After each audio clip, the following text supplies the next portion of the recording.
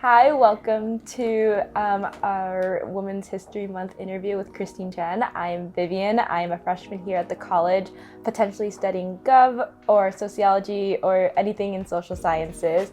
And I'm really excited to be here today to talk with Chen about what it means to be a woman and what it means to be an Asian American woman, specifically in public service. So thank you so much for sitting with me. Would you like to introduce yourself and help me? Thank you for the invitation. Hi everyone, I'm Chen, Executive Director for Asian and Pacific Islander American Vote. I'm also an IOP Fellow for this semester, and it's been very exciting to be working with the Harvard community and especially the undergraduate students here. So my first question for you is, what does Women's History Month symbolize to you? You know, all the different months where we're celebrating different ethnicities and communities, for Women's History Month, to me, it's actually a great opportunity for us to think about all the multiple identities that we may have. You know, for myself, I'm a woman, but I'm also Asian American. And so, having that perspective and to highlight these type of communities and the conversations and what we've been able to contribute is something that I think is really important. Even though we should be celebrating all women every day of the month, every day of the year, we also recognize that just as we celebrate the different holidays, this is an opportunity for us to take pause in our life and to actually think about all the women that are there to support you, that have been part of your lives intimately, but then also in terms of in society, in terms of what we've been able to contribute throughout history. Many times those stories have not necessarily been told. Even within my own lifetime, I would have to say, when Women's History Month just got started, it was probably more from a white perspective. And so it's been really great to see in this last decade, really more conversations in terms of the intersectionalities between our multiple identities. Yeah, absolutely. I can remember growing up, and we grew up in history class talking a lot about the suffragettes, and a lot of it I think stemmed and centered around white women and being as like the advocates in that, but we also ignore the fact that there is a lot of Black women involved in the movement. There's a lot of Latinx women also involved in the movement as well. And so how do you think how has your two identities of being both Asian and being a woman kind of influenced your journey and your time in public service? I would say, especially coming into doing public policy work and working in Washington, D.C., as a API woman, many times we're seen as looking young, and there are also maybe different stereotypes that API women may face. So in terms of maybe not necessarily being as vocal and outspoken. And so many times what I've found is that because of those two identities and because of what the perceptions may be, I have to be a lot more conscious about when I'm stepping into spaces, into meetings, about being more intentional about speaking up and trying to figure out ways of how I could develop allies and work with individuals in that meeting to making sure that the viewpoints that I bring up are also uplifted. So those are some of the things that one may actually encounter, during, when you were looking at being an API woman. Yeah, definitely. And just trying to find your space and make sure that you inhabit your space and like make that your mark known, I think is a big thing that a lot of women I've seen and just kind of heard about talking about. Do you agree? Or? Yeah, and I would have to say, so my background is that I'm also originally from Ohio. I grew up in Ohio pretty much as a Buckeye since fourth grade. But because of that, I grew up at that particular time, especially in the 70s and 80s, it was predominantly white. The Asian American community was quite limited at that particular time. And early on in high school, I also was involved with Key Club, which was hosted by Kiwanis. And Kiwanis, especially back then, they were just starting to allow women into their membership, right? But as a Key Club leader, I was going to Kiwanis meetings all the time and speaking and being in a leadership position.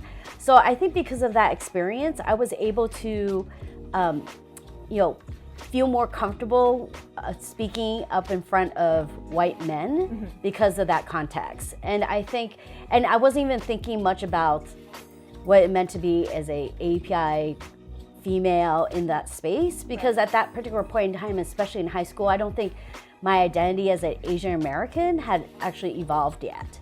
But I think because of that skill set that I got early on, that has really helped me out when I moved to Washington, D.C., worked in the context of public policy and politics, where we, especially at that time period, there was really just a handful of us doing that. Yeah. Oh, wow, that's amazing. I also did Key Club, and I know exactly the kind of space you're talking about. Like, I always see, I think at like the student level, I think now especially, there's been a lot more like Asian people, at least in my community, because I also grew up in a very Asian-dominated community. But when you go up to like the people who are on like the upper levels of Kiwanis, the donators, the fundraisers, the sponsors, it is predominantly white and it is predominantly like men, which I think is such like a weird dichotomy to see. And then, but I'm glad that it allowed you, and I think gave, and I hope that it'll also give future leaders like the sense of like space to like talk and speak up. Right. Yeah. But I think also developing that space, being intentional about who you could identify as your allies, developing those type of relationships, just so that way they also understand the complexities that you may be facing when you're entering into a meeting, right? I think one of the biggest things that was really heartwarming to see was really the post-Atlanta shootings in 2021. And there was a lot of conversations and discussions about API women, how they're portrayed, whether or not that was a hate crime, was it ethnic based, was it gender based, when in reality it's really both. And how just to see the evolution of the conversations of being had.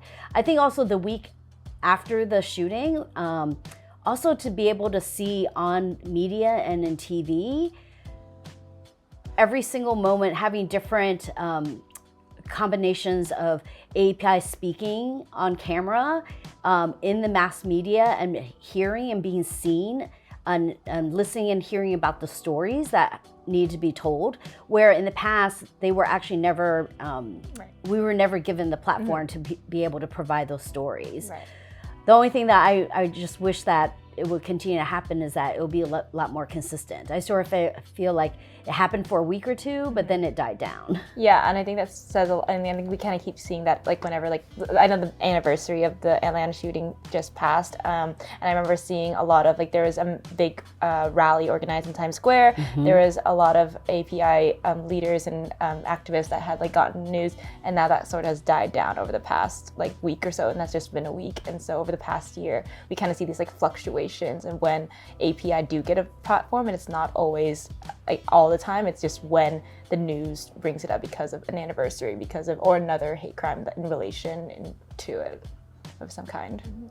How do you think that your perspective, either and or both, because as we were talking about earlier about intersectionality as an Asian American and as an Asian American woman, kind of influence how you approach public service, and like, do you think it's like, how has it like helped you in this kind of field?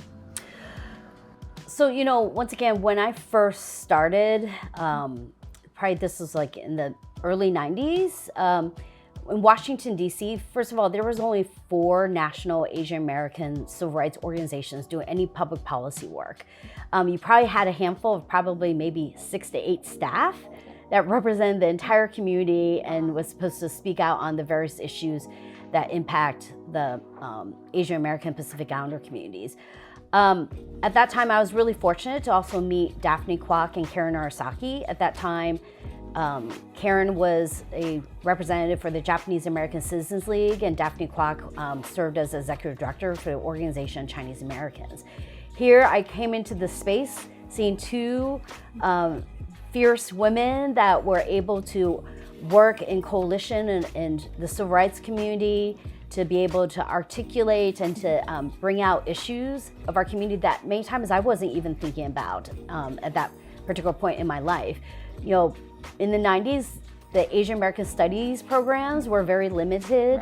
You know, this is also pre-internet and pre, you know, cell phones. And so like the information and the knowledge that we had about Asian America was a lot more limiting. And so to be able to see these two women be able to maneuver through Washington, D.C., which, is predominantly white and male dominated, it was really great to like be able to learn from them in terms of the type of relationships that they built and how do you work in coalition. People forget, especially in this time of age, that it really is about how do we find commonality across different communities and work together to be able to pass legislation and policy. It may be harder right now at the federal level, but I think this is something we need to continue to remember, especially as we're working together as a community to bring out policy that will be impactful for all communities at the local level. Yeah. You mentioned coalition building, and I've attended some of your study groups, and you definitely have talked about building coalitions and using it to build civic power in the API community.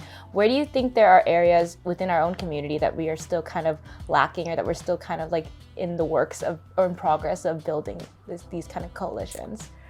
Well, for the Asian American community specifically are made up predominantly of first-generation immigrants. So since we continue to bring in new immigrants, they're coming in with a different perspective or even history or understanding and exposure to what is Asian American history, what type of coalitions have we worked with, what is our relationship with the African American community, Latino community, women's, LGBTQ, it varies, right? And so part of it is that we also need to continue to educate these new immigrants.